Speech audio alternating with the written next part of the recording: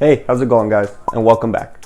I have made a previous video on how to do the dribble, but that video got flagged for music copyright and stuff like that. I also made this video when I was first starting YouTube, so I didn't really understand all that. So I'm gonna go ahead and take that video down and go ahead and watch this video. It's gonna have actually I think a little bit of more tips and subtleties than the last one, so if anything, this is the improved version of it, and the quality wasn't so great, so I'm sure you would appreciate watching this video. The main reason that I was teaching the dribble is because I was trying to lead into the cherry control, because if you've ever done the cherry control, or if you watch my video on the cherry control, I normally would have you do a dribble, so when you do the fan, it's a lot cleaner. So it's just a few steps. I taught how to do the dribble, the fan, and then the cherry control. That's originally what the dribble was, I taught it for. But another reason, good reason to learn the dribble is because it's not really a necessary thing to learn, but it does kind of open doors to other slides. So if you want to learn how to do like a dribble control, if you want to learn how to do like a dribble pass, you can do a dribble peek. I've also taught that in my channel. It leads to all sorts of that, just not those few things. So just learning that one simple flourish will literally expand your card magic. So in hoping that this video doesn't get flagged again, let's move on to today's video.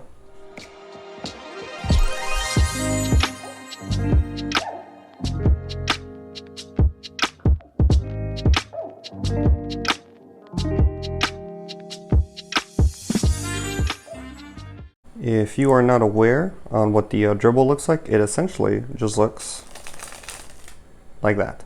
So how do you hold the grip? First thing you want to do is your thumb.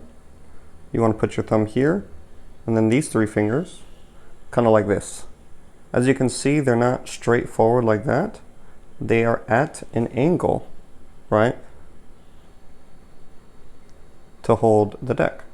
So they're at an angle, and your thumb, you see how it's almost flat with it, and it's not like this, right? It should almost look like this.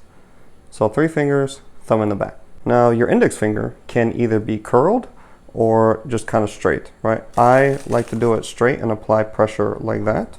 I feel like if you curl your finger, it's a little too rough and it doesn't look as pretty, I think. Again, just personal opinion. Now, if you are new to this, you make sure you hold this grip, right? You're not going to be able to start out like this because you won't have as much control of it and they'll just fall everywhere. To begin, at a smaller level, you want to hold it in this grip, put your hand out, and then put these two fingers with these two fingers, and then claw these out. And then all you're pretty much doing here is flipping the book. That's all you're doing. You're just flipping it like if it was a book. So here I have the Royal Road to Card Magic, very first book that I've ever gotten. If you don't have it, definitely get it, whether you're a beginner or not. But essentially, you're just doing this. Just that exact thumb pressure is exactly what you're doing for that dribble. So grab a book if you have one. It doesn't have to be a soft covered book. It could be a hard covered, and then just like put the edges out to the front and then just grab the soft pages and then do something like that. That is exactly what you want to be mimicking right here. I really feel like more advanced magicians can only really tell this little subtlety here, but if you look at a deck, right, this one you can't really tell it so much, but there's actually more resistant pressure doing it this way because of the way the deck is cut. But if I were to rotate this and hold it like this in the same grip, it is much smoother, and you can actually feel that difference. Go ahead and try it out yourself. See if you can feel a difference, and whatever is smoother for you. So for me, essentially right now, for it to be smoother is this way, right? And then practice that way, so it's a little less harder on yourself.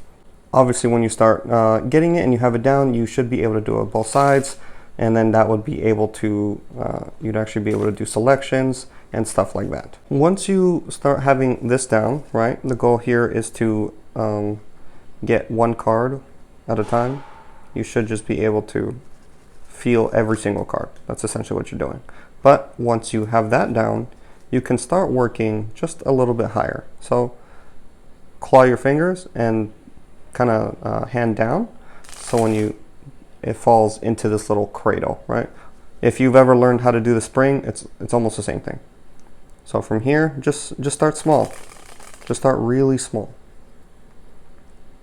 Once you feel comfortable, it's almost like a workout. Just get higher and higher, or as if you're working out, just put more and more weights, so on and so forth.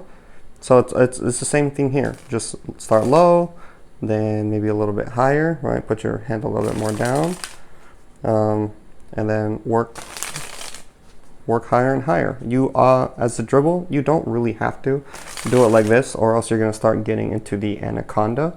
So you don't have to do that. Just I think genuinely this height right here is perfect. All right, and if I were to rotate it, it's literally, yeah, about that much. So maybe 5-6 inches apart, and just like that. That's essentially all you need to do for the dribble. Now we're gonna flip the camera over so you can get both point of views on how to do this. We are gonna go over very quickly on how to do this, right? So again, you want to start with the grip. So it's these 3 fingers at an angle just like so. So your thumb is on the back, just like that, and just flat. And your index finger can either be curled or straight to apply pressure like that, or to apply pressure like that. Now remember, before you start, make sure you choose what side of the deck you would like to use it, just so it's a tad bit easier for you. When you're working in the beginning, cradle, just like this, these 2 fingers matching with these 2 fingers, right? Put these fingers up and just slowly, one by one, dribble the deck. It's fine if it gets stuck. It doesn't have to be so perfect. As long as the moment that lets go, right, you're fine. Whether it falls or not, it doesn't matter. Don't worry about it too much, but just try to be consistent, right? Then once you feel like you have this down, just move a little bit up here, claw down, and just catch the deck. Work higher and higher until you feel comfortable.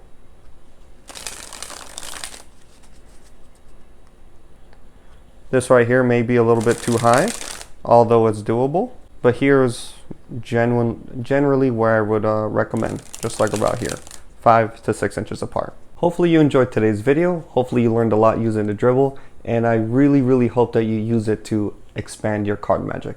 If you are new to watching the video and this is the type of content that you like, then go ahead and hit subscribe and make sure you hit the notification bell so you know exactly when I upload. If there's anything that you'd like me to go more in depth, then please reach me out in the comments. I usually try to get back to you within the day, if not the next day. But if you overall did like today's video, then go ahead and hit the like button to show your support for the video and for the channel as well. Last thing, if there's anything that you want to see on this channel, then go ahead and write it down in the comments and I will try to make that next week's video. That is that is the end of today's video, so I will be seeing y'all next week. Peace.